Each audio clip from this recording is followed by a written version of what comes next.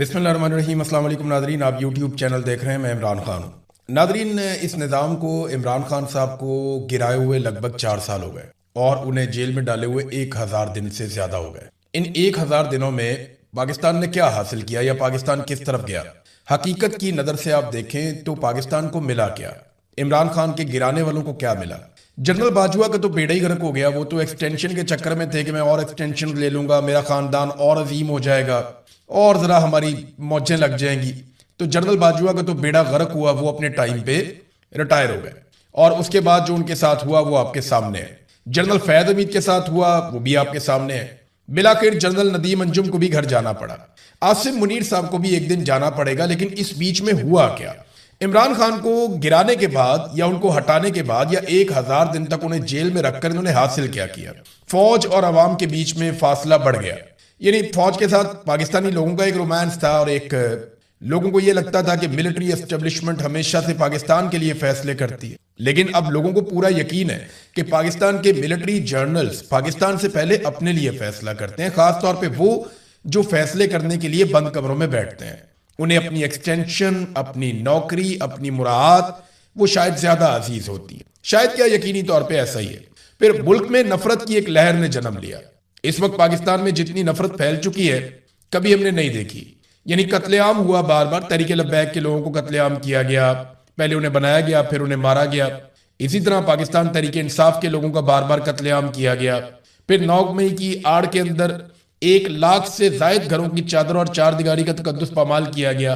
खवातीन को सड़कों पे घसीटा गया, उनकी बेहुरमती की गई, बच्चों पे तशद्दुद किया गया, बेशुमार हजारों लोगों को गिरफ्तार करके जेलों में डाला गया। लोगों के माँ बाप मर गए, उन्हें जनाजे नहीं पढ़ने दिए गए। लोगों के रिश्तेदार मर गए, उन्हें जनाजों पे नहीं आने दिया गया। और जिद सिर्फ एक थी कि प्रेस कॉन्फ्रेंस करो। जिन लोगों ने प्रेस कॉन्फ्रेंस की उनके लिए सब ठीक हो गया और जिन्होंने इमरान खान को नहीं छोड़ा उनके पल्ले पाकिस्तान की एस्टेब्लिशमेंट ने कुछ नहीं छोड़ा। तो मुल्क में नफरत की एक लहर ने जन्म लिया और एक घुटन और मायूसी पूरे पाकिस्तान में फैल गई जो अब तक जारी है। सियासी इस्तेहकाम पाकिस्तान में ख्वाब बनकर रह गया। बार बार कोशिश की गई। DGISPR आया, उसने स्टेटमेंट दिया कि जिस दिन इमरान खान की हुकूमत गिरी और नई हुकूमत आई, डॉलर का रेट बेहतर हुआ है, पाकिस्तान की इकोनॉमी, स्टॉक एक्सचेंज बेहतर हुई है।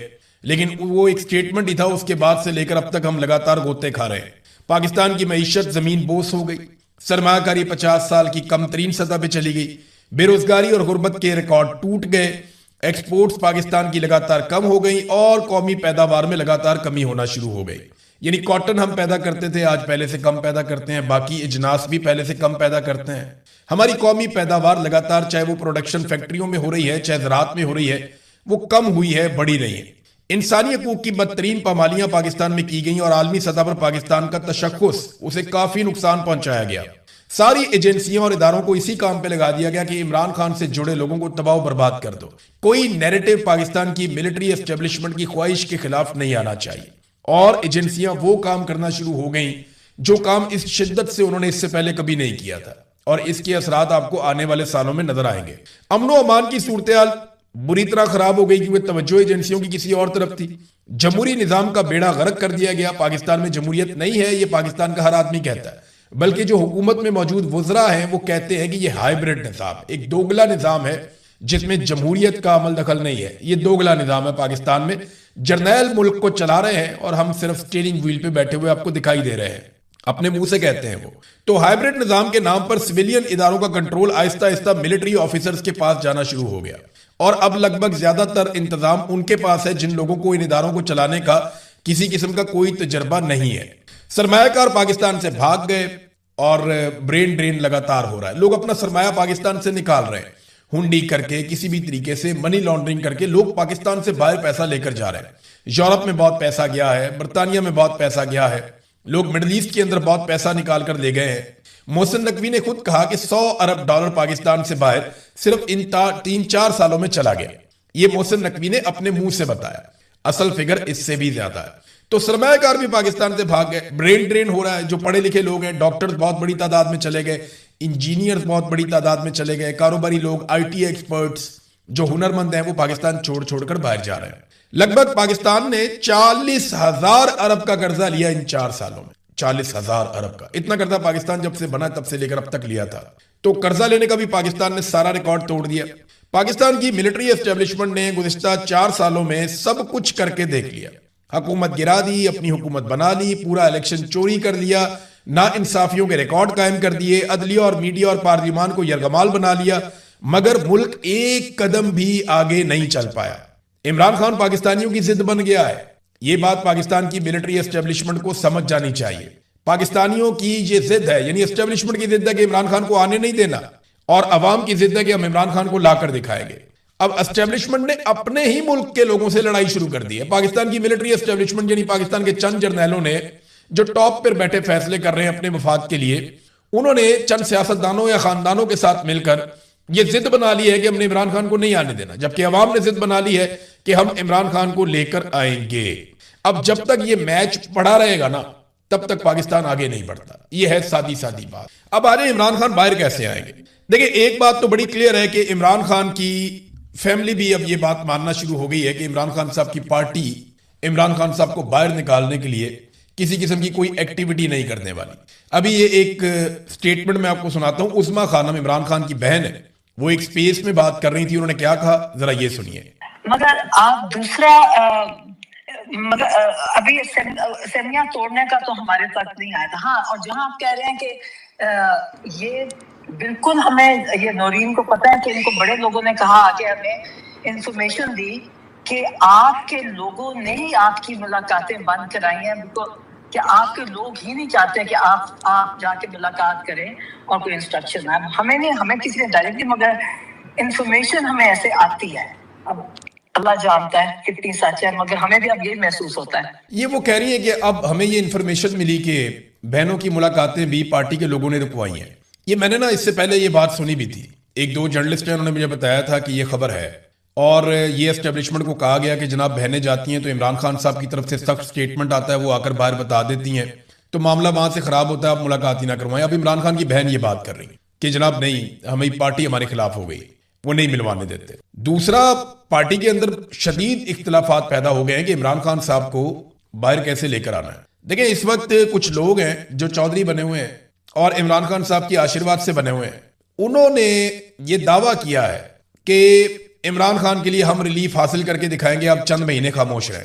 اب میرے پاس پکی خبر نہیں ہے, لیکن اسلام آباد میں 3 لوگوں نے, ڈیفرنٹ لوگوں نے یہ دعویٰ کیا میرے ساتھ, مجھے یہ خبر دی, جن میں سے 2 جرنلسٹ ہیں, ایک اور میرا سورس ہے. انہوں نے یہ کہا کہ اگلے 4 مہینے تک کسی قسم کا کوئی احتجاج نہیں ہوگا. میں نے کہا جی کیوں نہیں ہوگا. انہوں نے کہا جی کہ اچکزئی صاحب نے بھی اور باقی لوگوں نے بھی یہ کہہ دیا ہے کہ ابھی احتجاج سے آپ رک جائیں, اور انہیں کوئی یقین دہانی کروائی گئی ہے مبینہ طور پہ کہ کوئی نہ کوئی ریلیف آپ کو مل جائے گا. اب اس قسم کی ٹرک کی بتیوں کے پیچھے نا اسٹیبلشمنٹ نے بڑی دفعہ لگایا پی ٹی آئی کو. مذاکرات ہو رہے ہیں, بات ہونے والی ہے, کچھ رستہ نکلنے والا ہے, یہ بار بار لگاتے ہیں ٹرک کی بتی کے پیچھے. 4 مہینے ویسے بھی یہ لوگ کوئی احتجاج کر نہیں سکتے. اب تو سخت گرمی آنے والی ہے, آگے بجٹ آ رہا ہے, اور اس سے اچھی اپوزیشن حکومت کو کبھی نہیں ملے گی. آپ دیکھیے گا, حکومت جیسا چاہے گی بجٹ پاس کرے گی, اور یہ اپوزیشن کچھ بھی نہیں کر سکے گی, اتنا سا بھی کچھ نہیں کر سکے گی. پی ٹی آئی کے دماغ میں یہ ہے کہ یہ کچھ نہ کچھ کر کے کوئی ڈیل بنا لیں گے. عمران خان پہ اسٹیبلشمنٹ کا جب دباؤ بہت زیادہ بڑھے گا تو اس کے نتیجے میں کچھ نہ کچھ کر کے یہ لوگ کوئی ڈیل بنا لیں گے, اور اس ڈیل کے نتیجے میں پاکستان تحریک انصاف کو دوبارہ موقع مل جائے گا. لیکن عمران خان اسٹیبلشمنٹ کے سامنے فی الحال اب تک جو میری اطلاع ہے وہ ہار ماننے کے لیے تیار نہیں ہے. اب جو عمران خان صاحب کا ایک اندازہ تھا کہ ان کی پارٹی کے لوگ عوام کو لیڈ کریں گے, اب وہ تو دکھائی دے نہیں رہا.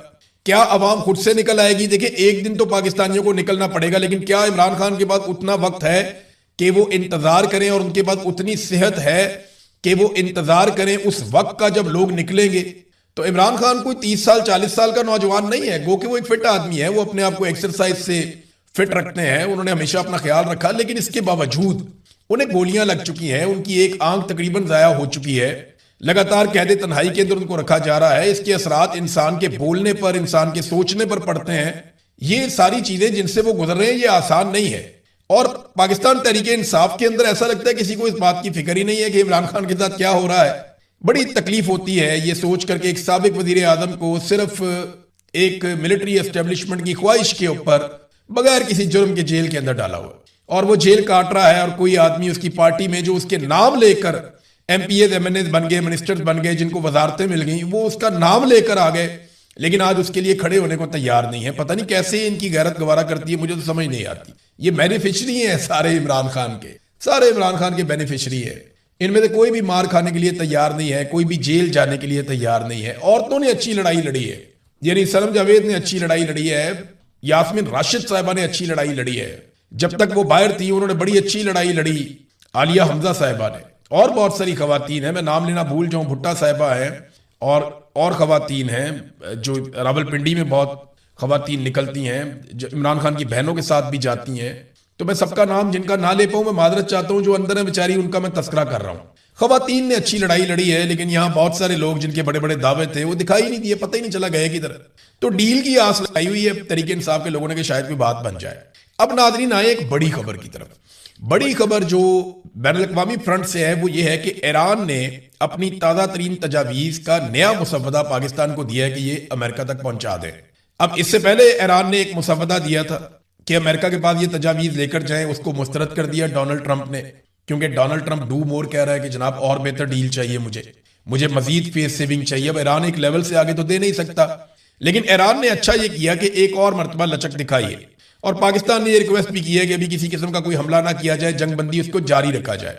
अमेरिका ने इसको गैर मुअय्यना मुद्दत के लिए जंगबंदी की हुई है, और ईरान जारहियत तो कर नहीं रहा, तो वो बैठा हुआ सुकून से, लेकिन जो नाकाबंदी हुई है वो लगातार ईरान को परेशान कर रही है, और हर गुजरते दिन के साथ ईरान के लिए मुश्किलात बढ़ रही हैं। ऐसा नहीं है कि नाकाबंदी से ईरान को कोई प्रॉब्लम नहीं हो रहा, बिल्कुल हो रहा है, काफी प्रॉब्लम हो रहा है, और इस प्रॉब्लम का कोई ना कोई हल ईरान को निकालना पड़ेगा। बहरहाल इन्होंने कुछ तरामीम शुदा तजावीज़ दोबारा से पाकिस्तानी हुकूमत के जरिए से अमेरिका को भिजवाई है।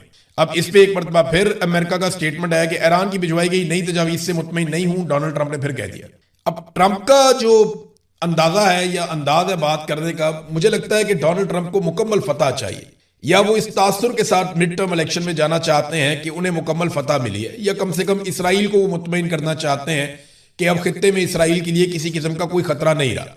देखिए, ईरानी मिसाइल टेक्नोलॉजी से या ड्रोन से कोई इतना बड़ा प्रॉब्लम नहीं है अमेरिका को, वो इसका कोई ना कोई सोल्यूशन निकाल लेंगे। लेकिन अगर ईरान ने एटमी तजर्बा कर लिया तो उसका फिर उनके पास कभी भी कोई हल नहीं होगा।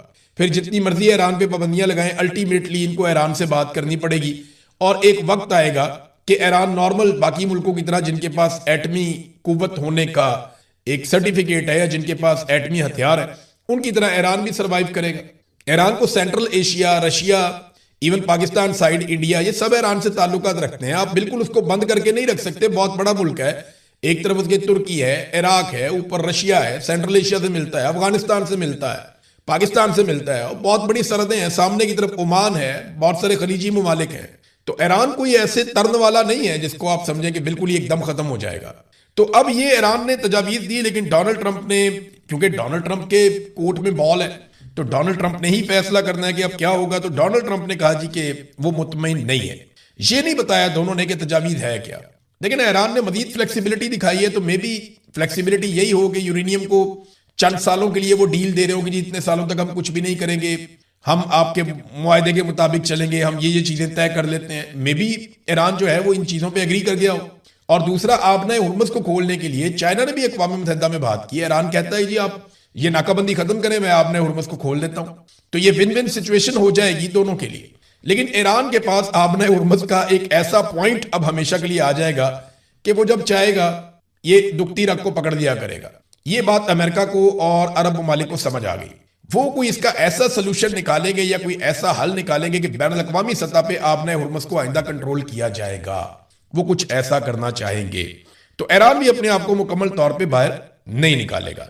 अमेरिका ने, क्या ये मुमकिन है कि अमेरिका हमला करे? तो इसके लिए जो बड़ी खबर है मैं आपको बताता हूं कि CENTCOM commander admiral Brad Cooper और पीट हेग्सेट जो इनके वज़ीर दिफा है, और joint chief chairman general Dan Caine, इन्होंने डोनाल्ड ट्रंप को ईरान के खिलाफ मुमकिना नए मिलिट्री ऑपरेशन पर ब्रीफिंग दी, और 3 ऑप्शंस पे गौर किया गया।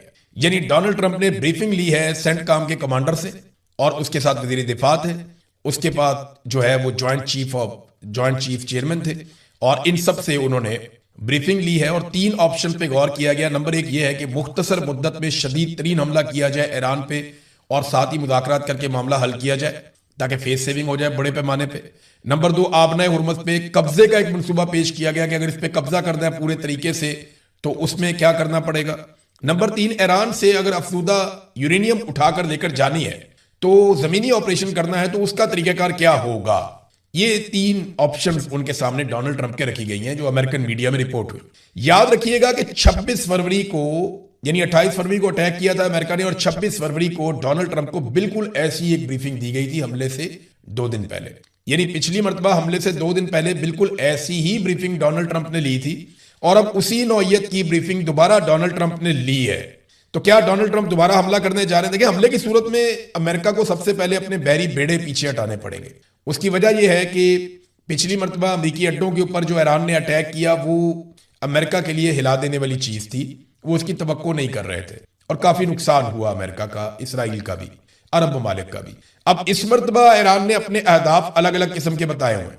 ये जो बैरी बेड़े हैं ना अमेरिका के, ये बहुत कीमती हैं, अरबों डॉलर के हैं, तो अमेरिका नहीं चाहेगा कि ये समंदर की तह में चले जाए, लिहाजा वो इन बेड़ों को पहले पीछे हटाएगा और उस जगह पे लेकर जाएगा जहां से वो ईरान की रेंज से बाहर चले जाए, फिर वो अपनी जंगी हिकमत अमली के ऊपर अमल करेगा। ये बहुत लंबा चौड़ा प्रोसीजर है, जैसे ये लड़ाई होगी आप देखेंगे ये सारी चीजें इनको करनी पड़ेंगी। नाज़रीन, अमरीकी सदर को ना अगर वो कोई जंग शुरू कर दे तो 60 दिन के अंदर उसे कांग्रेस से मंजूरी लेनी होती है। इस हवाले से ये अमेरिका का आइन कहता है। तो डोनाल्ड ट्रंप से जब पूछा गया कि जनाब आज 60 दिन मुकम्मल हो गए तो क्या आप कांग्रेस से इसकी अप्रूवल ले रहे हैं, तो कोई इतनी अच्छी पोजीशन तो नहीं है अमेरिका में डोनाल्ड ट्रंप की। तो उन्होंने कहा जी कि मुझे अप्रूवल लेने की जरूरत नहीं है। उसकी वजह यह है कि 60 दिन से पहले जंगबंदी हो चुकी है, यानी हमारी जंगबंदी तो अप्रैल में शुरू में हो गई थी और जंग 60 दिन तक चली नहीं।